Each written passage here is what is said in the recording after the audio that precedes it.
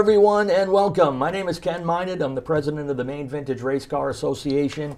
And on behalf of MVRCA and Lincoln County TV, we want to welcome you again to the next edition of the Vintage Racers Roundtable. It's a program where we bring together some characters in Maine motorsports and share a few stories and look back into the rearview mirror of their legendary careers, or in some cases into the windshield as well. Once again, we want to thank Larry Seidlinger, Haven Simmons, and the whole crew here at Lincoln County TV. And today we are here for episode 27 of the Roundtable, sort of. Won't dig too far into that, Pete, but... No, I'm surprised I got along with anybody that long. We had a little technical issue on the last show, but we're going to get those, we'll fill you in later, but we'll get those guys back on the show for a retake. But we got a great show for you today. Returning to our series of meeting up with some legendary families in New England motorsports, and we've got a great trio here for you today. Directly across the table from me, we have driver, car owner, Mr. Jay Cushman. Hey, Jay. Hi. Right in between, your dad, legendary drag racer, Joe Cushman, and the man who's carrying the family flag right now and doing a great job, Austin Teras. Welcome, guys. Thank you. My co-host, as always, right here, Mr. Pete Silva, Maine Motorsports and New England Motorsports Hall of Famer. And Pete, a good one again here today. Oh, I love it. I feel, I'm a second generation driver, and we got 3 generations here that have all been successful. I've known Jay forever, known his father for the last few years, and I've got to watch this kid. I think was in early on there a few years ago when was it the last chance race at the 250? Yep. You made the race and you've done nothing but head to the skies ever since then. But there's a lot here to unpack, and I think it's going to be fun. I know it is.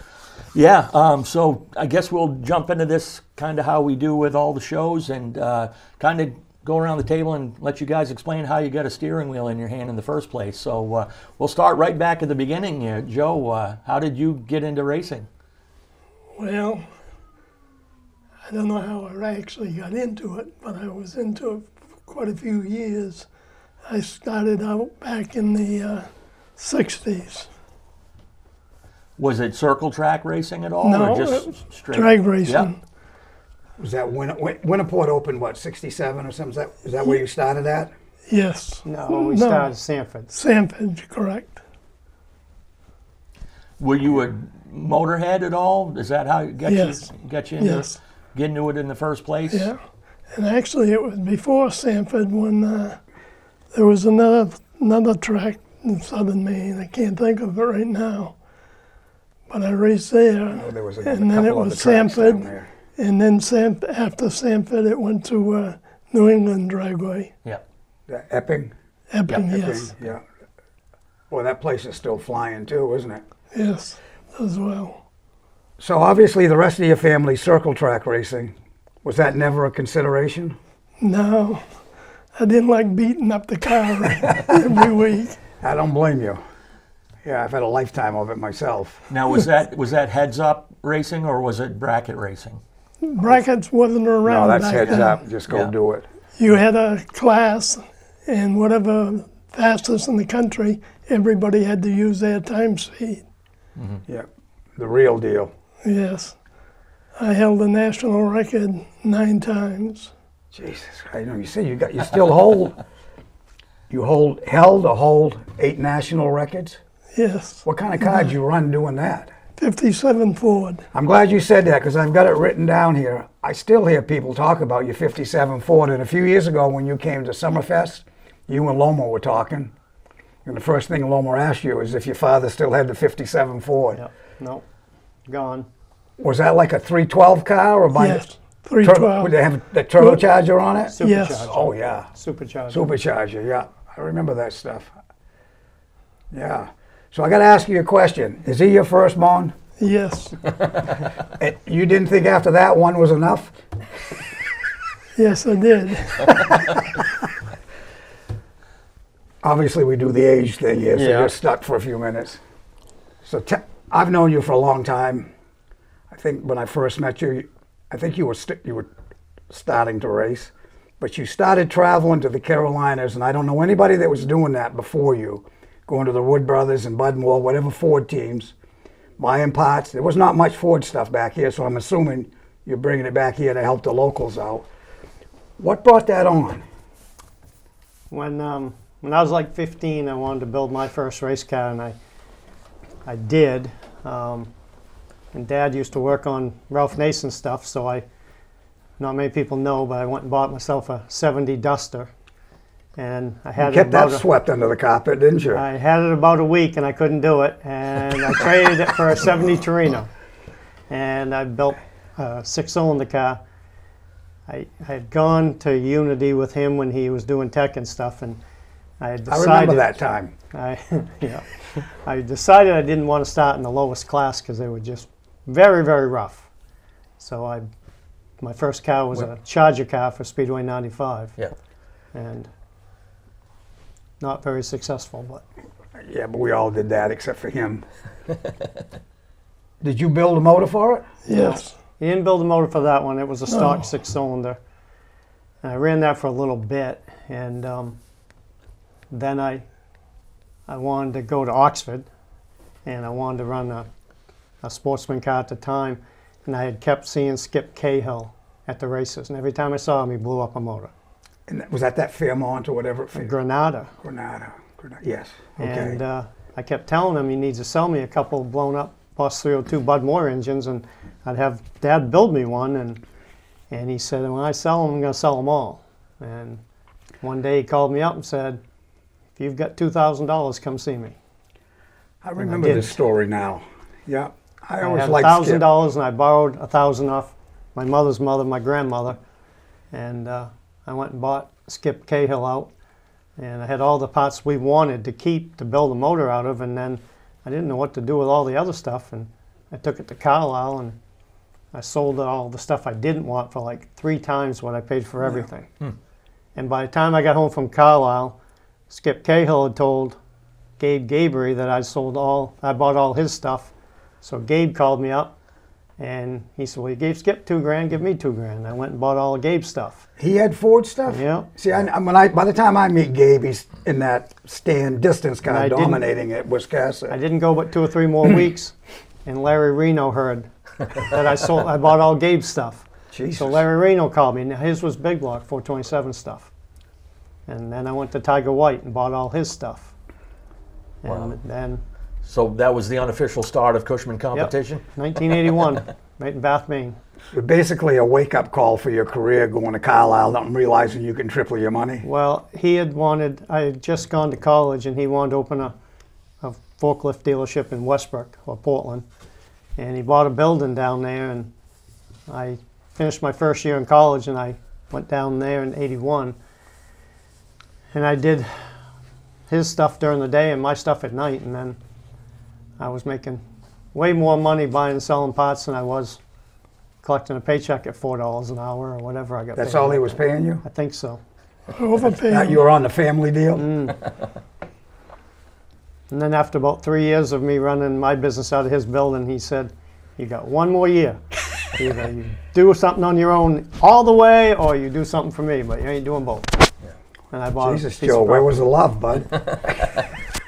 I had a few parts that he would take to himself. For example, I bought a lot of parts from Dan Gurney, Yeah. and he ended up with all the parts. I had to buy them from Craig Gleason, though. So I know we tease each other about brands or whatever, but legitimate question.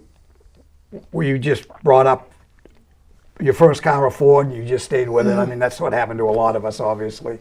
We weren't picking and choosing, so whatever the first car was, you've been with it ever since? Yep. Yeah, that's worked out well for you. I had about 2 weeks there that Ralph Nason convinced me to buy a Mopar, but I got rid of it in about a week. Yeah. I didn't know you worked for Ralph. I built a few of his engines. The Duster stuff? Yes. No The way. kit car. We went down, he welded the headers up one day, and Ralph Nason had come back from Catamount or somewhere, and he had spun a rod bearing on his 340. And when we were there, he was welding up his headers, and Ralph was on the phone with the Chrysler engineer, and they said, we don't have any more crankshafts. We sent the last 6 to Richard Petty, and I'll never forget Ralph Nason saying, who's won more races for you this year, Richard Petty or me? That sounds like Ralph. Yeah. Well, listen, Ralph, say what you want about Ralph. I know Pete Hamilton and a couple guys did well in those kit cars, but nobody did better than Ralph, Right. I don't think, in 2 years. Do you think? That was Probably probably the a lot of most races. probably the most famous kit car of all. Carafas, Joey Carafas won a lot with Yeah, his. probably won bigger races, but yeah. All right.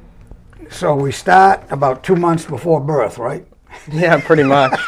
Racing in your stroller. Well, I just so much incredible stuff here. I mean, you got some stuff in the top here about the 250, but at 3 years old, Austin told his father he just wanted to race something, and from that point on, his commitment to the sport only got stronger.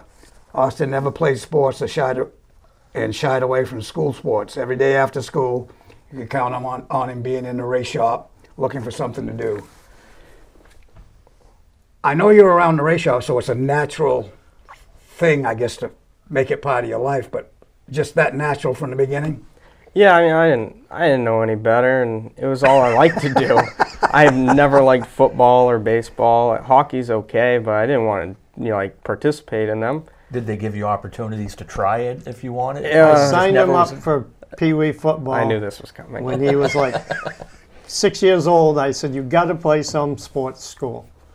And about the second practice, he was like 6, and a 9-year-old girl ran him over and stepped on him, and he said, "I quit. I'm done." Yeah. I think it worked out well. Yeah. Never been a fan. So now it says not long after that, you picked up a wrench and also started to hold the steering wheel. I love this. Just before his 5th birthday, he started racing at the kart at LST Motorsport Park in Richmond. Yeah. And in the next 6 years, we went over 200 races at 18 different tracks. Well, we traveled a lot, and we would run 2 and 3 days a week, and run sometimes 2 and 3 classes a day. So is that with one cart, or you bring No, you had no. trailer geared up? Yeah. At With one support? point, we had 14 go-karts, Wow. but some You were were an for dirt. expensive kid, weren't you? Had to race. Yeah. But gave him the tools to succeed. Well, I just stopped racing Super Late models, so it seemed easy to spend money on go-karts. Yeah. Yeah, you could buy a lot of go-karts. So let's back up a little bit. We didn't address your driving career. There wasn't much there. I knew you'd say that. So how long did you do that before you, I ran my first race in 1979 at Speedway 95 in the 6-cylinder deal now? in the 6-cylinder deal, and that was in the days that Dave Sinclair would show up at Speedway 95 with a flatbed tractor trailer with 3 cars, one Yeah. for each class. And I spun out in the infield and drove a little ways and thought I'd find the racetrack and didn't. I turned around, went the other way, and kind of got lost there in the tall grass. And next thing I know, I drove right out in the middle of the backstretch, and there was Dave leading the race with like 10 to go. And he went off the racetrack, and they didn't throw a yellow, and he got going, and I don't remember where he finished, but he didn't win. And he came down to me afterwards and said, "This might be your first race, but the next time that happens, it'll be your last race." Yeah. He don't remember it. Going off the racetrack never bothered him. I don't know what he was upset about. No, but I cost him the win, and it, Yeah, was, I it probably get paid it. like $75. Yeah, I've done that before when I started. Did it to Norris, driving Jack Light's car. It's hard to get over that, isn't it, really? Austin asked him about it a couple of years ago. He don't remember, so we're all good. Luckily. So, I've seen is it number 10? Yep. What I wanted to ask you, who did you guys build that together? Did you build it? Did you build the motor for it? My 6-cylinder car, I said I was going to build one, and I went and bought the car, and he was supposed to help me on it, but my mother said no. He couldn't help you? Yeah, so he didn't do too much on that one. You just didn't want him to race? Okay, I get that. And he let me use the back of the shop to build it, and he came out one day and said, because it had a 302 in it, and I bought a 6-cylinder and put that in, and I didn't have the $20 to buy motor mounts, so I tried to build my own motor mounts, and I had the motor offset like 2 inches to the right. And he looked at that and said, "Why is the motor over there?" I said, "Because I race stock cars and you drag race." I said, "I know what I'm doing and you don't." And he goes, "Well, what's your thought process there?" And I said, the next class up, they run the big tire on the right front. Don't you want all your weight there so it works? And he argued with me over supper, but I told him I knew more than he did. And I got the car done, and I went to Speedway 95, and the tech guy opened the hood, and he goes, that motor in the middle? I go, it is by my tape measure. And he goes, well, okay then. And he let me race it, and didn't go very good. And Dana Graves came one day to watch and help, and he opened the hood and said, why is your motor all the way to the right? I said, well, I had a plan there, but... Starting to look like it wasn't the plan? Yeah, no one seemed to agree with me. So did he rub it in later? Probably. I don't remember much, but... That's good. So, the 10 car was number 10, right? That was a 6-cylinder? The first one. I thought by the time I saw it, it was a late model Sportsman. Well, I had them too, yeah. You're kind of leaving that part out. Well, there wasn't a lot to talk about there either. I drew in 83 and 84 at the Oxford 250. I was gonna ask or about 84 that. and 85, actually. I drew the number 1 chip 2 years in a row and never made the race. God almighty. And then the third year, the Dion's wanted me to draw for them, and I drew like 94 or something. Now, was there truth to the rumor you got sick the first time you started? I don't from the remember pole? that, but everybody seems to tell Yeah. that story. Easy. I can't imagine. I mean, by the time I go down there, I've already raced a long time. You were from around that area, and when I couldn't imagine being a young guy. Back then, there was probably 90 or 110 cars for the 250. There was one of them years was 100. Yeah, and all of a sudden you draw the pole. Yeah. I don't know who was behind Dick you. McKay but- behind me and Jeff Stevens. And Yeah, that's enough to make you nervous and Yep. sick. Yeah. Not out of fear, just, I guess there is some fear to Anxiety, it, but just yeah. you don't know anything. Well, Kenny Bouchard spun me out the first year. I remember that. Because you were in the way. That's what he said. You're depending on a lot of other people's opinions here.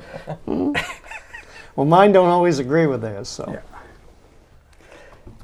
So, you start with this 312. Do you progress to the 289, 302 stuff while you're drag racing, or was... No, that's the car I did the most with. I set the national Yeah. record with it. he had a Mustang with a 289 before that. Yes. Did that run pretty good? Yeah, run good, but never compete with the other one. Why did you ever get rid of that car? Was that a long time ago, I'm It assuming? was, and then we had an opportunity to buy it back, and I tried to get him to, and he didn't have no interest, and then it disappeared, and we lost track of it. Yeah. It was in Cumberland for a long time, That was only the body. and then it went Yeah, up but to Bethel area. That motor stuff is around today. I mean, you can Well, still we find have. I've made him buy the stuff to build another one of those motors, and he bought a car out in Arizona to build a clone out of that race car, but he's been building hot rods instead. Yeah. All right, so back to the guy that wins all the races here. You won 6 WKA Daytona World Champion. Oh, you 18 different tracks, along with 6 WKA Daytona World Championship victories on dirt and 7 WKA pavement national victories. That was at Chapel Hill, yeah. North Carolina? Nope, Chapel Hill, New York. That's where the WKA's pavement world championship race was, and Daytona was at dirt. How'd you like the dirt? Oh, I love Daytona. We're trying to go back there actually this year, but dirt is so much fun. You got no cage, no seat belts, and it's real racing. Like, you have to battle every lap. So that must make you feel comfortable. I didn't realize that. How the hell do they let that happen? Because in flat carts, they go so fast because they race on the Harley Davidson, the flat track at Daytona, so it's big. The idea is if you get upside down, you want to get separated from the go-kart. Because there's nothing around you. Yeah, You don't want Okay, I it never- getting upside down and it coming down on, especially kids with their neck muscles and all Yeah. that. That makes sense. Yeah. So how? I was going to say, give us some names of anybody notable you raced against. We got a big one here coming up. Okay. Back then, I don't really remember them all. There was Minnie Tyrell, who I'm pretty sure runs like late model stock cars now. Yeah, I've we heard raced the him name. a ton. I've heard the Cars name. Tour, yeah. And a lot of them kids like went towards the dirt side of everything, and we went towards the pavement, and I don't remember all their names. That was Yeah. a long time ago. So you said he loved the dirt, but you end up on pavement just because it was more common sense, more things to do, more Well, all the big opportunities? dirt races were way down south, so we did a bunch of them in Georgia and South Carolina and Florida and stuff. But up here, everything was pavement. Yeah. At the time, I thought pavement would do him more good, but I was glad that we did both because there was a lot to be learned in both of them. 'Cause you're basically talking about him controlling a loose race car, I'm assuming. I'm gonna say driving on dirt can help you even prepare you for driving on pavement. I don't think it is the other way around. My theory was to race as many different things as you could, Yeah. as much as you could, and learn your racecraft when it was cheap. It's expensive to go out there and buy a pro stock and then learn all your lessons then. Yeah, Yeah. that makes sense. We even went road course racing in a legend car. Didn't do any good, but we were there. Yeah. Did you like it? It was fun. I mean, it'd be more fun if you were competitive and racing, but you know, you got to start somewhere. Is that the only time you did that? Yep. So no One- desires to go do it anymore? I mean, obviously you're on a different path here We have now. desires to do lots of things, but to do something competitively today and catch up with people that have been doing it a long time is always hard. Yeah, it makes a lot of sense. So speaking of controlling a loose race car, now we go from the go-karts to the legend cars. Yep. And I've told people, they convinced me to try one at Asheville one day. And I got all that thing, and I said, if I ever had a young driver and I wanted him to learn tire management, throttle control, or vice versa, boy, you put him in a Legends car, don't you? Yep. The motor's way overpowering the tires. Yep. Their power to weight ratio is incredible, but like they don't have a good tire, like a grippy tire under Yeah. them. So you slip and slide, and they don't turn that good. But Yeah. you step on the gas, and they jump out sideways on you. But you learn so much Oh, it's driving got to be those incredible. cars. I mean, especially the way you are now, that had to all apply to everything you're doing. Everything you're doing. So, Did you have any other drivers in Legends that kind of took you under their wing to kind of show you the ropes, or was it? Not really. I mean, we raced against all the kids that are now in Xfinity and Cup, like Sammy Smith, Sam Mayer, Gregson, Chandler Smith. We raced all them guys down south, but no one. None of the local guys even. Bob Weymouth was good to us. Yeah. He was, but like he was racing one series and we'd be running another, Yeah. so it's hard. so I guess I don't mean to bring this up, but it's here.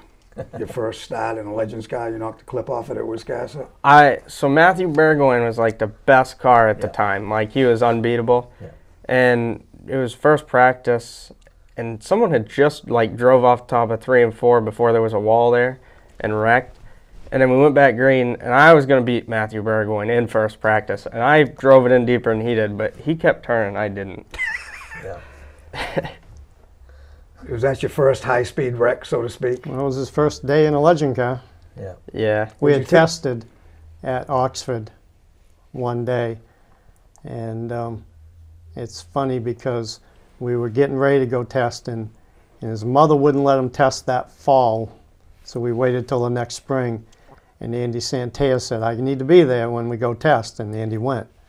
And then a couple of years later, when we built the first Pro Stock, Andy said, I need to be there when Yeah. you test. And Andy was there the first lap he ever turned in a legend car, and the first lap he ever turned in a Pro Stock. Great guy. Speaks Yeah. well, has great knowledge. Yep. Just he's very well respected. So, your car's wrecked. You're in your pits. Your first time out in that car. What are your feelings? Embarrassment, really? Wondering if he was going to get a ride home. I'd get a ride home, but With I the- mean, maybe not with the family. yeah, it just sucked. I mean, you wanted to be racing, you were watching instead. So Yeah. But it also says here, and I think this is cool as How hell. old were you in this? 12, I think, was Yeah. when you could start a legend car. Yeah. 12 years old. Jesus Christ, by the time we started racing, we were used up, weren't we? Between that race and his next race, he got a trip to the hospital and I got arrested. True story. Wow. What'd you go to the hospital for? The reason he got arrested. Was it a fight? No. That's what they thought. So we were trying to bend the clip back on the legend car, and we have like a little beam that runs in one of the rooms in the shop.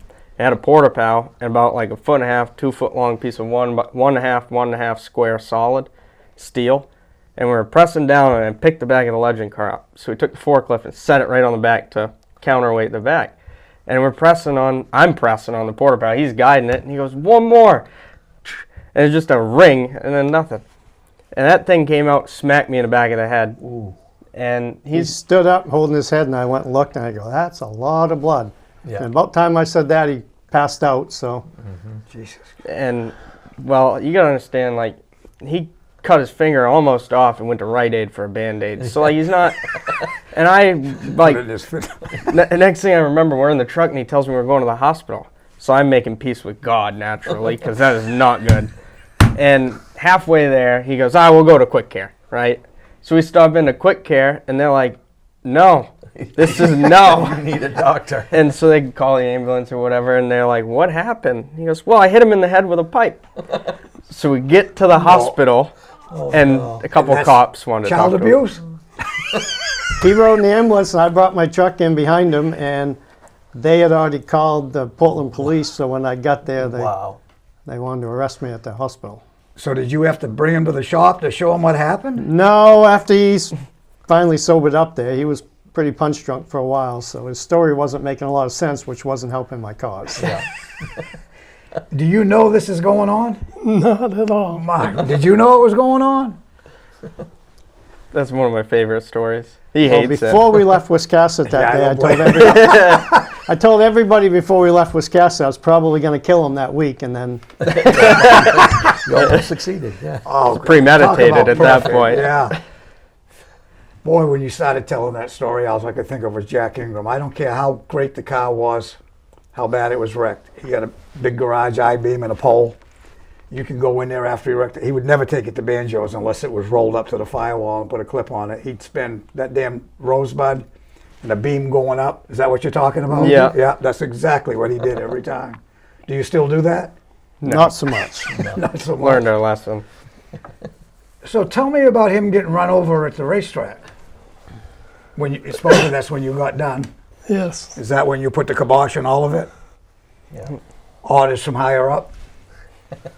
He was 10 at the time. He was what? 10 years old at the time. Did you just walk out into traffic like a wandering? At Oxford, at the drag strip, you'd go in and do that U-turn and go like to where Johnny and Jeff Taylor and them parked over there, and he parked there, and it was loud and noisy, and I was backing up, and Dave McMaster was doing the U-turn to come in there, and I walked right between his rear bumper of his truck and the tongue of the trailer, and he was only going like 5 miles an hour, but it knocked me down, and before I could get out from under there, it caught my leg and wrapped it up around the wheel well Jesus. and Ouch. spit it out the other side. So And then people were yelling at the time. Trying to stop Dave from moving? Yeah. Well, he put it in reverse and over him the second time. God, he must have been horrified. Listen, I know Dave a little bit. He must have been horrified when he got out of that vehicle. Yeah. So, I moved back home. I moved down south in '93, and I'm going to this big auction at Ricky Rudd's.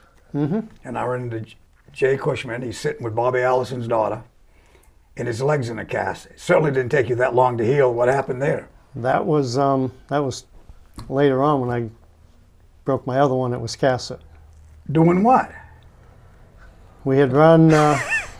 Christ, I'm going to buy a hospital and move it down to Gray. We ran, I think it was a pass race, and we had brought our tire card in, and we always came in the exit up into the top pit there, and I was parked down a ways, and we pulled it up the hill, and I thought I'd get on it, and my guys were pulling it, and it was a pit box, and a bunch of other guys thought it was really cool that I was on there, so they all got pushing it like it was a bobsled at the Olympics.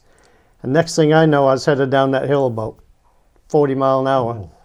And I tried to jump off it, but when I jumped, it kind of steered the other way and then came this way, and it ran me over.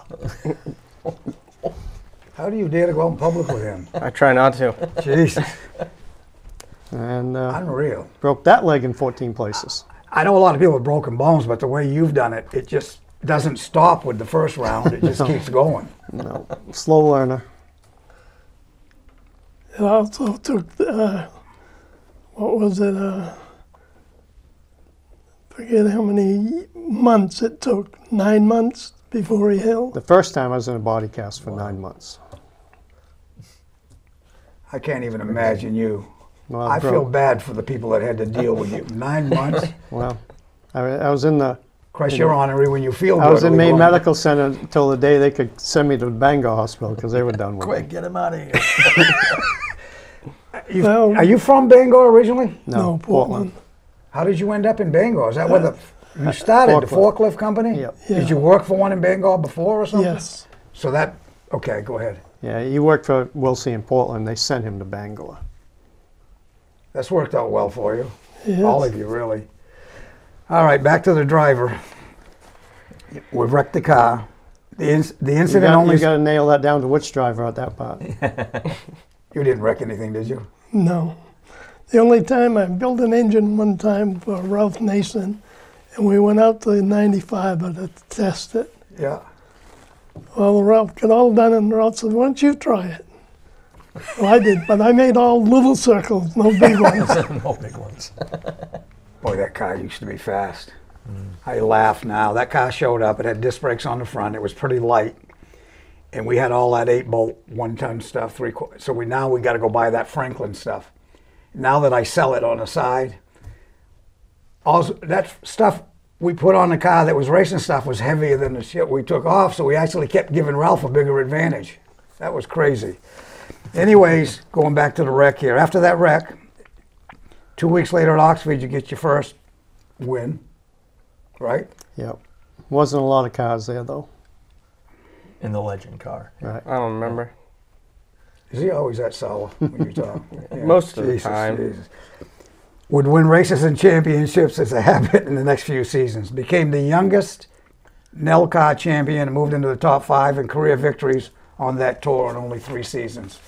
So obviously you've got a tremendous desire and you must learn pretty quick because that you can win a couple by accident, but when you start doing the things you did, that doesn't happen by accident. So you had a great mentor, and evidently you must, whether you realize it or not, you must listen pretty well. And we always had good people helping us. We had Kevin Nobley in the go-karts, and we had Chase Pistone in the Legends, and that helped. Chase a good guy. But they're not going to help you if you're not doing what you're supposed to be doing and the No. driver's not paying attention. That's the bottom line. I've been around people, so But that good says a lot people- about you people as a group. Good people make your job easier. Well, there's a lot of knowledge there, and it's common sense, knowledge, and experience, right? But here's the deal. You asked about a big name. Yes.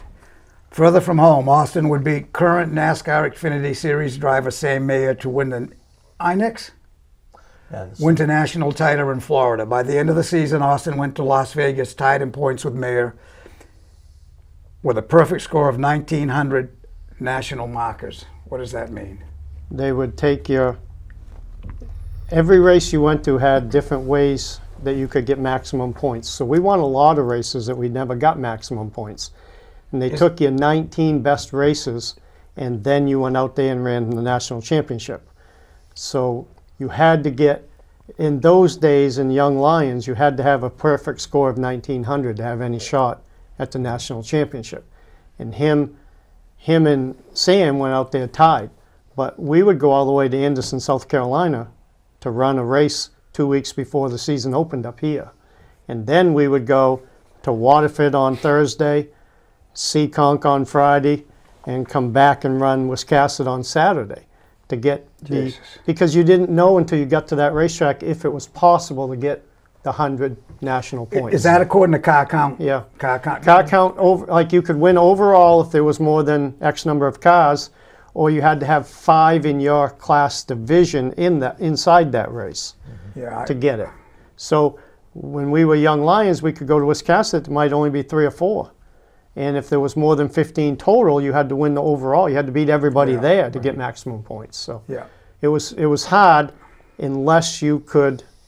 Sam Mayer would get on an airplane, they'd fly somewhere when they could cherry pick a race that would have a very big but not so talented Young Lions field to get his 100 points. Yeah, so it's incredible you just got to that point, isn't it? Yeah. Considering what you just said, one person, it's nothing against Sam, but he had the benefit of everything, so to Well, his speak. father had just gotten out of IndyCars, so Yeah. You're saying there's a little cash flow? yeah, a little different than ours. Yeah. But yeah, that's a lot. I mean, when we won the regional deal, it was all about car count. Yeah. We were at Greenville. There were people that won more than we did, but they had 14 cars, and I'm racing against 25 or 30 every We week. left once before the season started up here. It was in March, and we left after school got out at 2 o'clock on Thursday, and we drove to Anderson, South Carolina, and we won on Friday night, run the overall, and then while they were teching one car with him, we were fixing one in the trailer, and we went to Charlotte Motor Speedway the next morning and ran in the morning. And while he was racing that car, because we didn't have spots, so he was on his own, we were putting the car back from Anderson back together, and we went to Hickory that afternoon and took the back of the feature at Hickory. Ran 3 races in 24 hours. Unbelievable. Now, I've been to raced at Charlotte about a half a dozen times, and a few times I had the carts there for entertainment, but those carts were running 160 miles an hour down the straightaways. You see, they laid down. Yeah, that was You didn't do go-karts. that, This, did you? this was in Legends, no. Oh, Legends. Yeah. Oh, yeah, that was big in that That's area. that little legend Yeah, track the on the front court- stretch. Yeah. We Well, ran we were on in the the back fifth mile. stretch. Yeah. Out They had back. a Oh, out specific back, yeah. Legends racetrack out back Gotcha. at that point. So who's going with you? I got 2 questions here. Who's going with you on this? And I want you to tell me what your classmates were thinking about you doing all this stuff. No one cares today about racing or cars or anything. Well, I agree with that, but you're in your 20s now. You're barely a teenager then. Yeah, but still, no one cares. Like, it's That's just driving sad. a race And car. it was just him and me. He was 13 or whatever, and it was just the 2 of us. Boy, it's changed. Yeah. I mean, when I was growing up, if there was one kid that did all that, we'd all be sitting there with googly eyes, Yeah. being jealous for crying out loud, you know, envious, jealous, and proud at the same time. All right. We're going to get into some of the guys that he said driving. Yeah, time's going by. I mean, it's just easy to keep talking to you guys. When you get out of the car, how soon did you decide I'm going super late model racing and Yeah. the guys you While put I in the was car for? driving, Okay, wait a minute. while I was driving in '85, Larry Pottle came down, and I knew Larry from growing up watching him, and he wasn't running all the time at Unity at the time, so he would come down Saturday nights to Oxford, and after a few weeks, I said, "Why don't you try it?" And he said, "Well, I'll do it, but you got to bring it up to my garage first. And let me put my seat in it and everything," and then he drove it for after that. Did you guys do all right? Yep. Yep.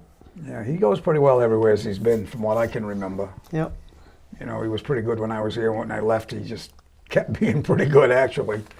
But we were racing against Leland Kangas and Mike Rowe and Albert Hammond and all that, so it was a pretty tough field then. Yes. Oh, yeah, it had to be. Yep. Had to be. Larry, you got all these names. Larry won Speedfest in Lakeland, 1 pit stop race, and you went alone. Yep. Me and him went down to Lakeland. He talked me into that. What is when you load that stuff up and you're traveling halfway around the country, what's your family saying to you? What are you telling them besides, are you all right? Yes. What are you thinking of all this? I mean, there's a lot going on by now, and it looks like it's not going to stop, but the ball's just gaining momentum. Yeah, well, a lot of us would jump in the car and drive all night Yeah. to get to Halifax or someplace to be there when he was racing. So. Boy, that was racing through a lot of areas, wasn't it? Just jump in and go. Yep. Louis won the Atlantic Cat 250 at Halifax. A lot of great racing Louis here. Mitchellitis, right? Yeah. Scott Chubbuck, obviously, 250 at Fredericton, New Brunswick, led all but 25 laps. You ran 2 cars at the 250 a couple times, Scott and Dave and Louis and Dave. I like the deal. Teddy won in your super late model, but he won in the modified and the super late model. The only other person to do that was Dick Trickle. And he was one of my heroes growing up. Well, why wouldn't he be, right? I think a lot of people had a lot of respect Yep. for him. I think it's cool to reset the New Smyrna track record 3 times during Speed Week. That was in your car. In the year where they paved it, yep. Yeah, wow.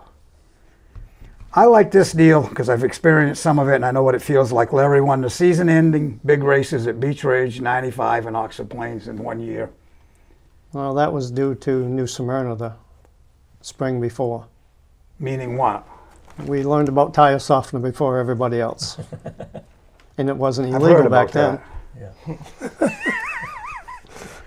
We did a lot of that, but it was legal.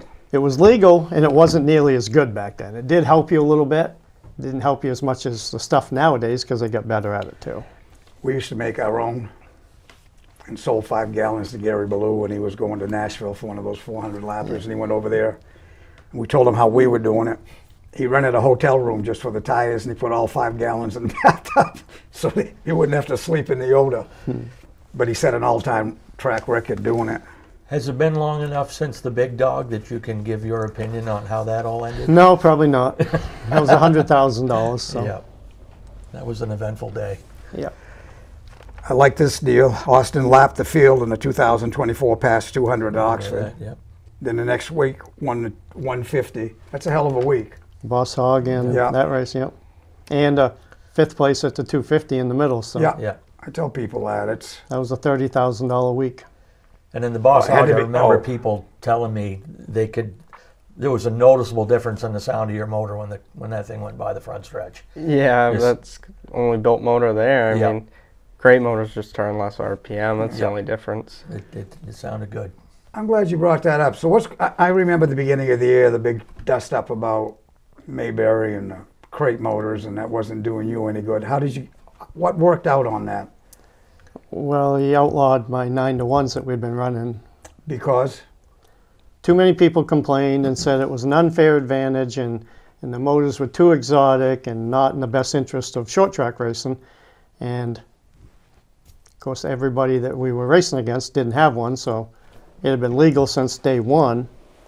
But in the interest of keeping the majority happy, they outlawed it, and they thought that would fix the problem and we'd have to go run a steel-headed 2-barrel motor, so I had to go build a couple of them over the winter.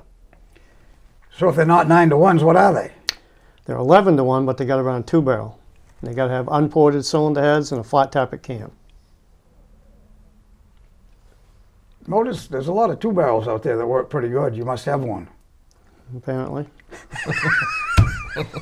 Or 2, or 3. Yeah, that makes more sense. 500s or 650s.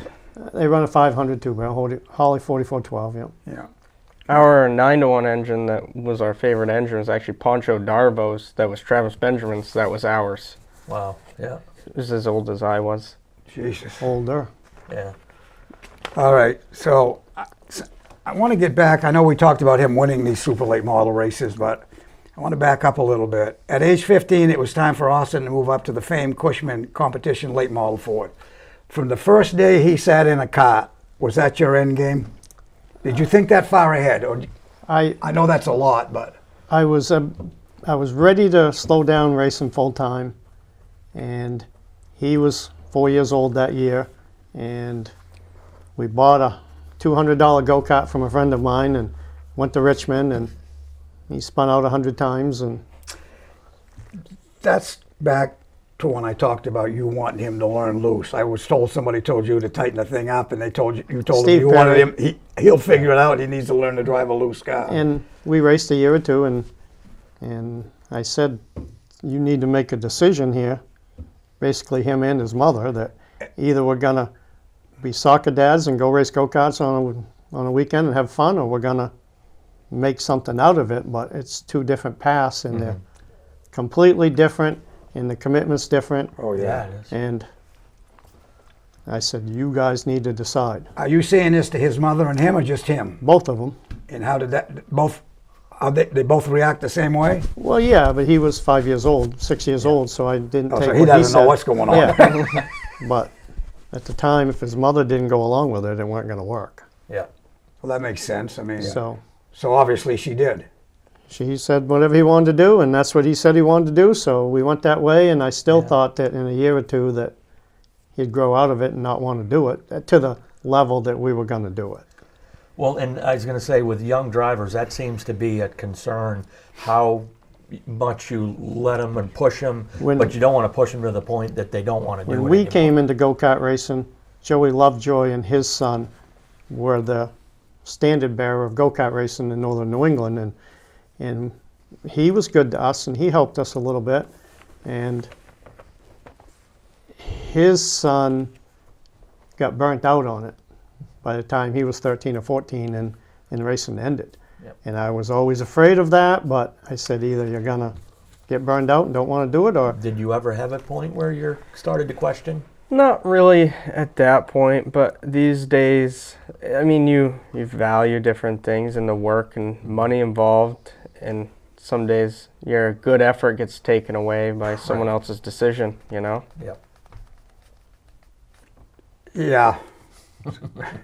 I've watched what you're talking about. When I went back down there in '93, Jeff Gordon just showed up. So now every parent that either couldn't race or like you struggled in the beginning and decided to move along thought that they were going to live their career through their son, who didn't, probably a lot of them didn't even care as much about doing it as the parent. we saw that every day. And I saw so much, to your term, burnout. Boy, talk about that happening quick. And and it didn't do anything for the field of cars they were racing against either. It usually destroyed them big time. So it only took you 4 weekly races to win your first super late model race? Yeah, I think that's right. You poor guy. Jesus. So you've qualified for every 250 without needing a provisional. Became the race's all-time youngest lap leader in just his first start. Pretty impressive stuff. I want to go back to you about Unity Raceway. I never knew. No, we're all right. I won't get too bad. Bob Knowles called Joe and paid him $100 in the 70s to find out how Pete was cheating. Joe couldn't find a thing until one day he thought he had caught Pete. Do you remember what that was? Oh, yes. I can't seem to remember that. Yes, shim's in the rear end. But you So never we caught me with ended it. Did you ever catch me with it?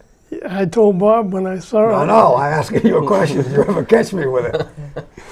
I think so. You realize? No, you didn't.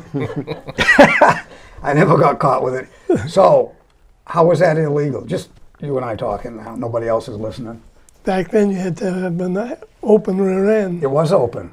but it was shim so tight The when shim, it gets now hot. listen, the shim had I bought it at the Ford garage. You know what it was made for, don't you? Yeah. Most of those old rear ends were wore out when we got them. We had to shim the tight gears. Now that the statute of limitations has run out,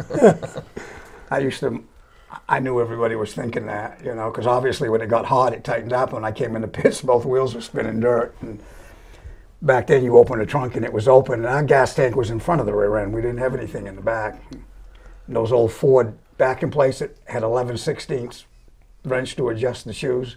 I'd have my brother climb in the trunk the minute we came in the race, and we'd lock up the left side. And when they came over to check it, I would put it in gear and bump the starter, and the right wheel would turn. And they said, "Hell, he's all right." But I do understand the letter better now. So Originally, I had the first half of the first one. first half of what happened. You had the second half. Well, it was all in the same play, evidently. So, tell me how much your life has changed since you won the 250. I mean, it's cool. It's a huge accomplishment. It's nice to do it for our family, but Oh yeah. I mean, as soon as we got home Monday, it was on to the next race. We're going to the Boss Hog. It's time to keep going. I can see that in you guys. Like today, you're going to leave and go to work, I'm assuming. Came from work. Yes. I suppose I'll hear that for the rest of my life, right? But something's had to change. People respect you differently, talk to you differently, or... It was cool. Like, a lot of people reached out and wanted to say yeah. something. That was super cool. But at the end of the day, it is just another race. It's a longer one. It's a cooler one. Yeah, and I think in the big picture, not to take anything away from what you accomplished, but I think the majority of the people were more happy for you winning it than Seemed like Austin. it. Yeah. I did a long time, so. Yeah. I do want to correct, I didn't try 40 times. I might have tried for 40 years, but Yeah. there were some years we didn't go. Yeah. Still a long time. So, what are we looking at going forward here? I mean, you're doing great. You're in the top division that's happening around here, the past series. I'd call that the top division. And racing at Oxford in the Saturday night deal. Are those dry sump motors at Oxford? Oxford weekly rules or pass rules are the same thing. So whatever one does, the other one is the same. So those are the bigger cars all the time. Yeah. You split up 2 different divisions. Is one of those divisions like those cars, like a Yeah. super late model? Yeah. So, do you have aspirations to do a little more going forward? Try something different? I mean, I think it's a fair question because you've done so many things at so many levels. I mean, Well, you'd have to separate that from him to me. you're talking about the wallet part of it? I have no interest in racing anything but super late models myself. I can understand that. If he had an opportunity that I could buy some tires or do something and it was something different, then I'd be all for that. But as far as me owning anything else, I bought the Busch car deal once and that was enough for me. I didn't know that. What was that? When I had to come borrow a rear end from you, it's a 250. Did you ever pay me for that? Where'd you finish? I'm pretty sure I gave it back and a rental fee, but Yeah, I know better than that. I didn't even see you. Dion's brother brought it back. no, that foray there was enough. And then working with the Woods brothers and seeing all the politics and the bureaucracy and all that, Well said. I have zero interest in that. Well said. I got done in 2006. I had two Fords, new Ford motors. I thought you'd like that. Loaded with everything, and I had a full boat sponsorship. And it was a contract deal, and I called and resigned from what you. I wish I'd have never done it, but I was so tired of the politics. Saturday night was as bad as the Bush of the. You'd go to Hickory, and I've told people, Gibbs would have cars there, Earnhardt would have cars there, MB2 would have cars there, Everham. Rusty Wallace would pull in with a trailer and a shock, $100,000 worth of shock equipment to build stuff right there while you're practicing, and it's like, plus they had the diversity program there that really wasn't. I went to Dover with the Dions once, and because NASCAR will never admit it, but it's 100% true, because they pulled into the pit area with a school bus and a trailer. Yeah. NASCAR took the fuel cell out and said, "We got to check your fuel cell," and gave it back to him, and practice was over. Yeah, I believe it. Never got to practice. Yeah, I've experienced. I went down there at a different time, but I experienced it. They were still fighting the war. Yeah. I mean, it ended up being all right in the end, but boy. So have you gone as far as you are comfortable doing, or do you want to challenge yourself up to another level? I enjoy running super late models, and we travel and we go to Berlin. We're going to the Freedom Factory, and that's what I like doing. Ever since I was just old enough to remember, it was super late models, and they're way cooler than ARCA and trucks and Xfinity, where you write a check, show up, drive the race car, and go home. That's all them guys do. You get no interest in it. I like running the Boss Hog. That's fun. And you get to compete against drivers that are just as good. I mean, you race at Ty Majeski, Kyle Busch, Bubba Pollard, Steven Nasse. You're racing the best drivers there are, and you're having fun doing it. Yeah, that makes a lot of sense. And you're, I mean, I've watched it. I watched it when it was affordable, just like you have when I was at Banjos, and I can remember, I think it started with Elliott, the first $1 million sponsor. And it was all open trailer almost until that point. And then it just, like you said, it's just a pit. I won't mention any names, but there's a big team that's folded now. And they lost their sponsor, and that was back when they thought they needed $20 million a year. So this is probably 20 years ago when I had a connection that was tied up with Shell. They wanted to spend $9 million on a cup deal. $9 million. So I went over, you know the guy, I'm not going to say it on air, and I said, listen, this is available, I can put you with this guy. And he said, I can race on that, but we've set this bar at 20 million. So if we don't get that, we don't take it. That just blew my mind. Yep. Just absolutely blew my mind. And they're going to find a way to spend it to make it justified. It's crazy. Yeah. I know you want to say something. Go ahead. No, you go right ahead. So you're still building hot rods? Yes. Even now, yeah. What project are you on now? What's your next project going to I'm be? doing a 65. I'm sorry, not 65. 56 Ford pickup with a Boss 429 in it, and all All these. stolen parts. From you? This is how you get even with your children for what you did as a child. It has a 4-barrel Ford that nobody's ever seen. It's got 4 barrels, but they're right in a line. Autolite Look like inline. small fuel injectors there. No, it's just an inline 4-barrel. That is rare. Yeah. Yeah. Are you close to finishing it? Yes. Yeah. Pretty How close. old are you now? I'm pushing 83. Pretty impressive. Do you have a project lined up after this? Yeah, a copy of my original 57 Ford. You gonna make sure he does that? I made him buy an engine at Carlisle with all the parts so I wouldn't get mine stolen. Do you have a key to that garage? Austin used to go to Bangor and work for him, and every Monday morning they'd meet out in the parking lot like a drug dealer and a drug addict and make their deals from what he stole and put in the trunk and drove to Bangor with. That's funny. He says that, but he was the one telling me which one to bring. So Well, it was better than not telling you and losing my That best way you lunch. could keep the stuff Yeah. you wanted to, Yeah. right? Yeah. Jesus. You guys have, I feel very fortunate that I got to watch your growth. I mean, I've watched you for years. I know more about you than I did before. And I always knew you were a participant. I didn't realize the success you had, Joe. I'm very impressed with that. How long did you drag race? Oh, I don't know. 65 to 73. When you got run over? Where did you set all the national records? Different parts, like I have a copy I brought here that was in Pennsylvania. York US 30 and Yeah. New England Dragway. And Is the Pennsylvania one still open? Who would The say? Pennsylvania track still open? I don't, US 30 I think is still open. Yeah, the but guy they're- from Yes. the guy from Pittsfield there with the duster. Yeah. Damn, we had him on the show. Steve Kluge? Steve Kluge. Yeah. He goes to New England a lot, Yeah. and he talks about going. He goes to Canada a lot, but he talks about I think going to Pennsylvania. So that must still be open. Yeah. So we get to this segment of the show, and we ask, of course, ask each person who they want to thank. But I guess you'd just be thanking each other and her. I actually have a question for Okay. Austin. Just having grown up in this sport, you're still relatively young, but you've got a couple great examples sitting there right beside you. What are some of the most valuable lessons that you've learned from your dad and your grandfather? Well, one thing that I always remember, it's kind of a two-part thing. It's like when you're not having a good day, your job is to not make it worse, not get in a wreck running last or whatever. And he always says it doesn't really matter whose fault it is when your race car is wrecked. Like, that's the only thing Yeah, that the matters. damage is done. And that is something I learned from him. Yeah. He was 5, 6 years old, and we'd go to Canada and race and come back. And Monday morning, he'd get up to go to school, and he'd want to know where we finished. And I'd say, well, 7th, but, and he'd walk off.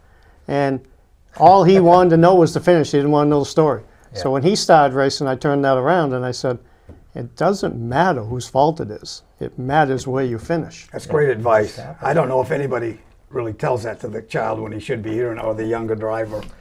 Yeah, that's tremendous advice. And I think as parents too, I've got kids actually older than Austin, and seeing that they pick up on the work ethic that you try to instill in them, I imagine makes you proud.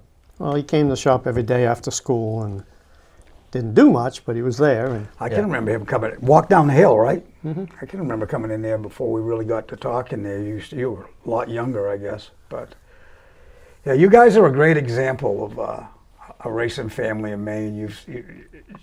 Just everything you do it with integrity. And I don't know if anybody, there's a lot of family races right now. We have a lot of generations, but you guys have taken it obviously to the top of what's available here. Proud to know you and proud of what you've done. thank you. Thank you for coming here today. Thanks Joe, for having us. thank you. I'm glad I got to know you a little better. We want to thank you guys again for tuning in to this edition of the Vintage Racers Roundtable. Pete, what do we got coming up on the next one? I think we're going to do a redo on Yeah. the Beach Ridge guys, if I can get you to pay attention. And who was that? Donnie Morse and Barry, yeah, Steve Barry and Chris Smith. Chris Smith, yes. Yeah, and we'll get Walker back up here. Well, if we can get him out of New Orleans or wherever he is partying. Anyway, if you want to find past episodes of the Roundtable, just go to our website, mainvintagerace.org. There's all the previous episodes, and there's more information on how you can participate in the Maine Vintage Race Car Association and help us fulfill our mission to preserve and present the history of motorsports in the state of Maine. Again, we want to thank Larry Seidlinger, our producer, Haven Simmons, and the whole crew here. And please do what you can to help us out. Your membership in MVRCA helps us put on programs like this and have these guests in-house. So for Pete Silva, myself, Ken Minot, thank you for joining us. We'll see you next time on the Vintage Racers Roundtable.